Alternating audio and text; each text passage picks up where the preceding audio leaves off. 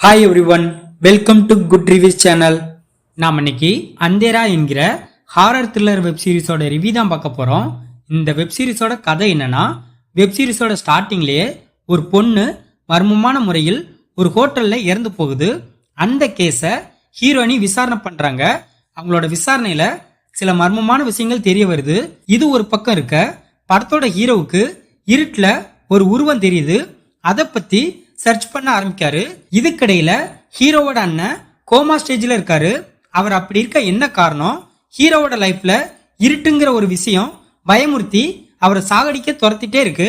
இதே மாதிரி சம்பவம் இன்னும் ஒரு சிலருக்கும் நடக்குது. அதுக்கு என்ன காரணம்? கடைசியா இந்த இருட்டு பயத்திலிருந்து ஹீரோவும் மற்றவங்களும் தப்பிச்சாங்களா இல்லையா? இதுதான் இந்த வெப் சீரிஸோட கதை.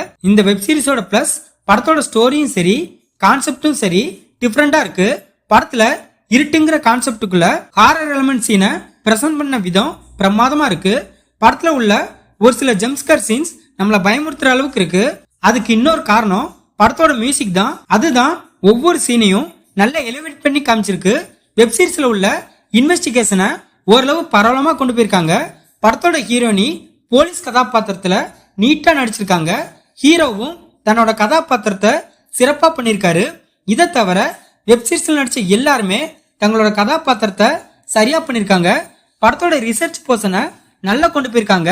படத்தோட ஸ்டார்டிங்ல ஆரம்பிச்ச மிஸ்ட்ரிய வெப் சீரிஸோட 7வது எபிசோடு வர ஓரளவு நல்லா மெயின்டைன் பண்ணி கொண்டு போயிருக்காங்க. அது நல்லா இருக்கு. இந்த வெப் சீரிஸோட மைனஸ், இந்த வெப் சீரிஸோட பெரிய மைனஸே டியூரேஷன் தான். மனசாட்சியே இல்லாத அளவுக்கு டியூரேஷனை லென்த்தா கொண்டு போயிருக்காங்க. கிட்டத்தட்ட வெப் சீரிஸ 6 மணி நேரத்துக்கு மேல ஜவ்வா இழுத்து வச்சிருக்காங்க. ஒரு கட்டத்துக்கு மேல டைரக்டா லாஸ்ட் எபிசோட பார்த்து முடிச்சு விட்டுலாமான்னு தோணுது. வெப் சீரிஸ்ல உள்ள நிறைய சீன்ஸ் லேகிங்கா இருக்கு. அதுக்கு காரணம் ஸ்கிரீன் பிளேய இன்ட்ரெஸ்டிங்கா பிரசன்ட் பண்ணாததான் காரணம். இந்த வெப் சீரிஸோட டமாங்கிற கான்செப்ட் எல்லாருக்கும் புரியுமான்னு கேட்டா அதுவும் கேள்விக்குறிதான். இந்த கான்செப்ட எல்லா தரப்பட்ட மக்களுக்கும் புரியுற மாதிரி கொடுக்கறதுக்கு இந்த டீம் தவறிட்டாங்க. வெப் சீரிஸோட எமோஷனல் போர்ஷன் நம்மள ஒரு இடத்துல கூட கனெக்ட் பண்ணவே இல்லை.